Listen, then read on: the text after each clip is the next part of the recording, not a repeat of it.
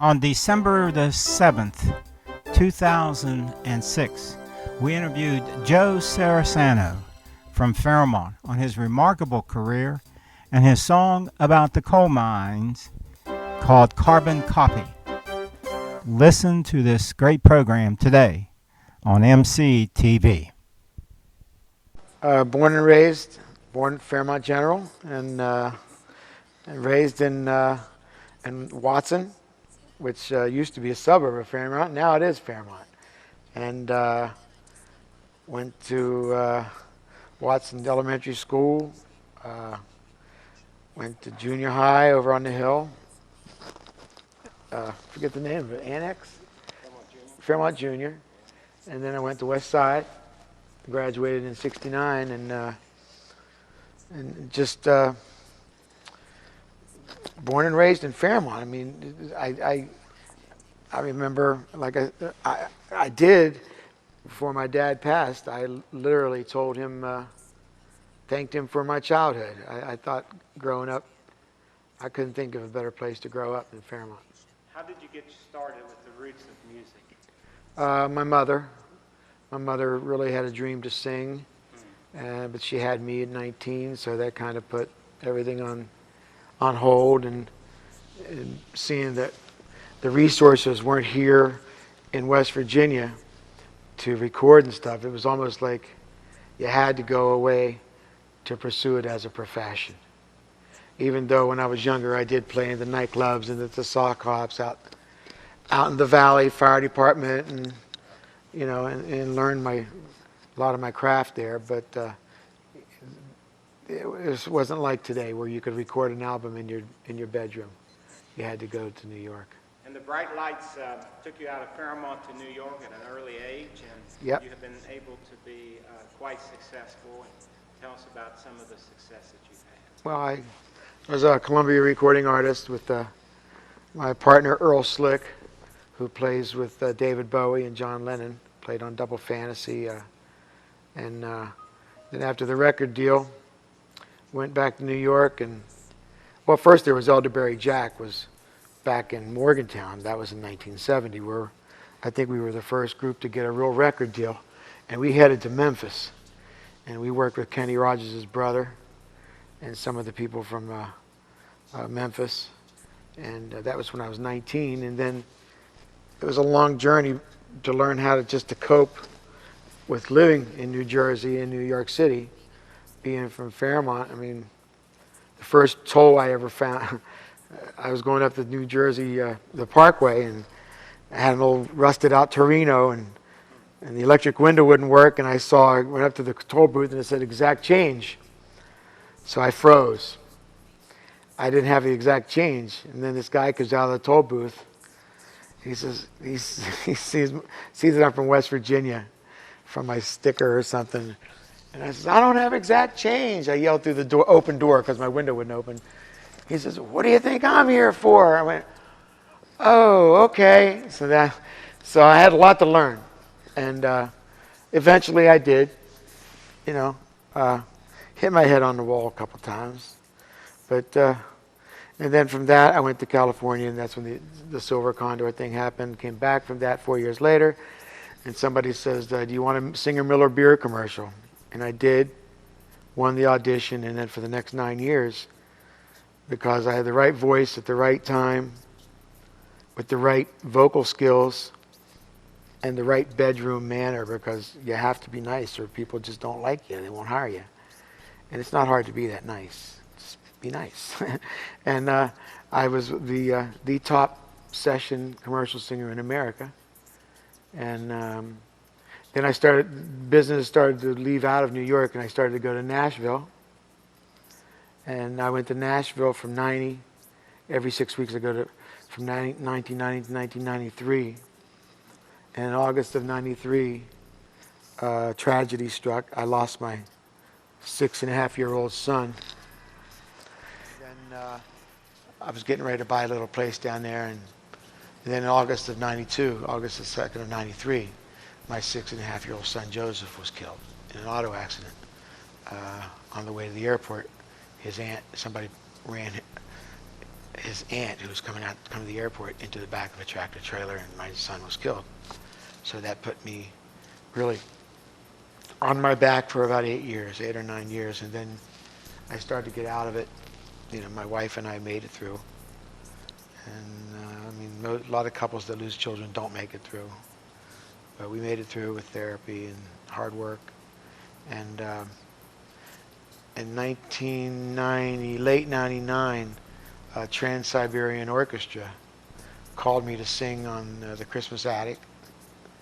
And then from 2000 to 2004, I was one of the founding singers for Trans-Siberian Orchestra. And then in 2000, that was the last year I really wanted to do it. I wanted to be home for Christmas. And here I am in Fairmont. Got asked to do this, and just so happens I wrote a song called Carbon Copy, and dedicated it to the miners, and my dad and my grandpa. Well, I've been thinking my dad had died in '92, and I think it was he died in August of '92, and I don't know. It was going around in my head for about 3 months. Just the ramifications of being an orphan, not having a dad, and so it's funny how I got the title. I was at an auto parts store, and I paid the guy with a credit card, and I asked him, I said, can I have the Carbon Copy back? And as soon as I said that, ding, Carbon Copy came to my mind. And then the line said, the older I get, the more I understand I'm a carbon copy of my old man. And then I just had that for a couple of weeks or a week, and kept thinking about it, and then the rest just came. It just came over a period of like a week. I just kind of just pictured the whole thing. I remember my dad's truck, and the rust, and how we never did have really, we always had recaps, and in order to get his truck inspected, he used to have to put duct tape over the rust because they wouldn't pass it. And just the danger of working in the mines, and then my son at the time, my Joseph, was still alive. And when I say, you know, I have a son of my own, I was speaking about my Joe. Little did I know that less than a year I wouldn't have him. But I have Michael now. He was 16, and he was in the back seat of the car. He was 3. He was okay. God bless him.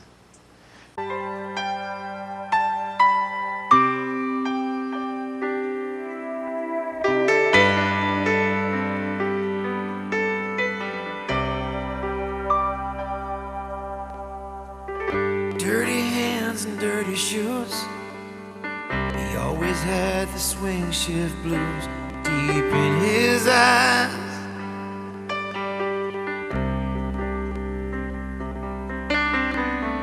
Forever grateful for what he got. He never really had a lot, but he never realized it.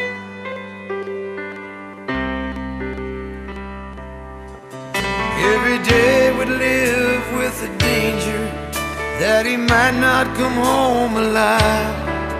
But a man's gotta feed his family, even if it means working at the bottom of a coal mine.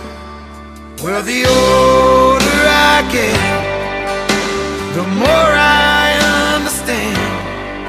I'm a carbon copy of my old man.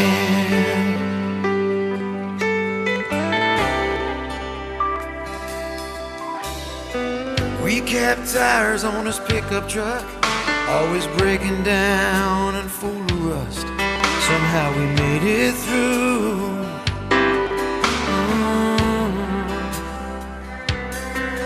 Now the mines are shut down and my dad is gone, but his memory and what it taught me lives on, and it still rings true.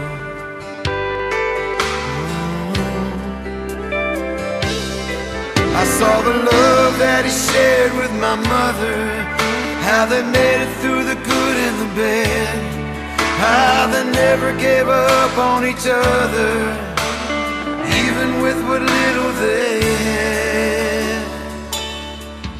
Oh, the older I get, the more I understand.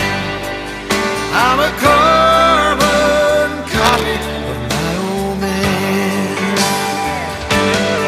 Well, now time passes and life goes on, and now I have a son of my own, and my love for him runs forever deep.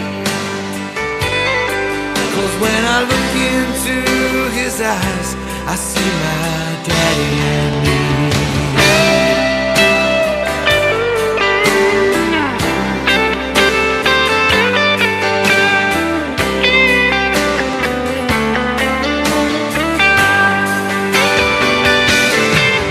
Well, the older I get, the more I understand. I'm a carbon copy of my old man.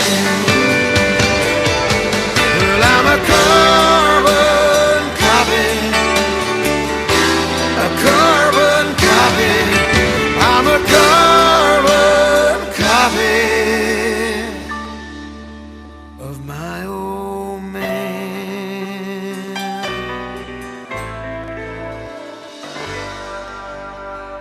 God bless him. And then when the Sago mining disaster happened, it really hit home again. I think if you're raised around the coal mines, I mean, coming home from school, you'd always see guys coming home from the mines black and having their helmets on and their buckets, their metal buckets, and they'd be black with coal. We just took it for granted when we were kids. You know, I mean, didn't everybody have a slate dump? You know? Got coal in their house? Right, yeah, right. We used to, when I was growing up, there were people actually that would burn coal, and then when they brought the ashes out into the snow, we used to rub our sleds on it, the sled runners, to make them faster, to kind of, and I always thought it was funny because I said, you know, in West Virginia we got rocks that burn. So get a match to a piece of coal and it'll burn. You've maintained your West Virginia roots and your Marion County roots. How has that been possible? Why haven't you been spoiled by the big city or by Nashville or LA or New York? I don't know. That's something, I don't know. I really don't know. I always come home whenever I can. I think the longest that I've ever not been to Fairmont was about 2 years ago. I wasn't home for like a year. But I'm always home at least twice a year. I'm still really good friends with my high school friends. Just don't give up. Don't give up. And even when you get to the point where you go down a road so far that you're down the road too far to turn back. And because if you go back, it's farther back than it is further. You know, and so, you know, you make a decision and you're going to make a commitment and you make it, and then you get to the point where you're doing something all your life and you just can't change doing it because it's going to take that much time to do. You know, hopefully you find something that you do special and you stick with it, and it's a lot of luck. It's trying to stay on track, and I've seen a lot of casualties, and sometimes you think before they're a casualty, well, maybe I should be doing what they're doing, but then you find out that no, you shouldn't be doing what they're doing. And I think it has a lot to do I really do think it has a lot to do with where you're from and how you're taught, because your antenna is for danger come out. Because I lived in LA for 4 years, and you can really get in trouble in LA. You can lose yourself. And I think you bring that spirit back with you. Yeah. Is there anything you want to do yet that you have not been able to do in your career or life? I just want to be. I just want to be able to support my family with my voice. Be able to work, stay relatively healthy and hope my family stays. I just want to, after losing my son, I just like to live a non-eventful life. You know, pretty much, I don't need any more big tragedies, and just take care of my family. Here he goes. When I break through, put my faith in you, your sweet, unconditional love. All my fears just disappear, and there ain't nothing I can't rise above. When I'm strong enough to surrender, that's when you open the door. When I'm strong enough to surrender, I know that I'm not alone anymore. The more I push, the harder I try. Yes, it seems I can do. Well, you said so yourself. Just ask for your help, and I know mountains will move. When I'm strong enough to surrender, that's when you open the door.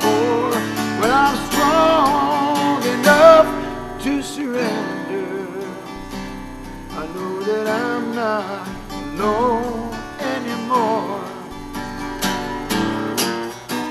Whenever the world's on my shoulders and I can't find no peace, whenever I think I can't stand anymore, I get down on my knees and be strong enough to surrender. That's when you open the door. When I'm strong enough to surrender, I know that I'm not alone anymore. No, I'm not alone anymore.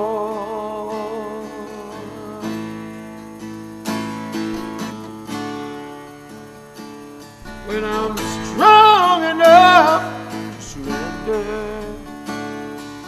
strong enough to surrender.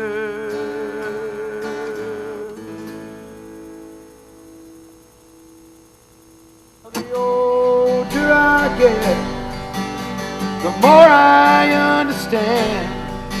I'm a carbon copy of my old man.